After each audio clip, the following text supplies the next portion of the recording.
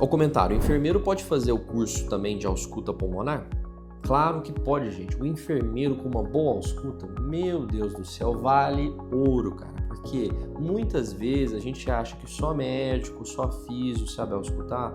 Para com essa besteira, todo profissional de saúde tem que saber auscultar. E um enfermeiro com uma boa ausculta respiratória, nossa, é a melhor coisa que existe pro paciente, para a equipe, pros médicos e pro hospital.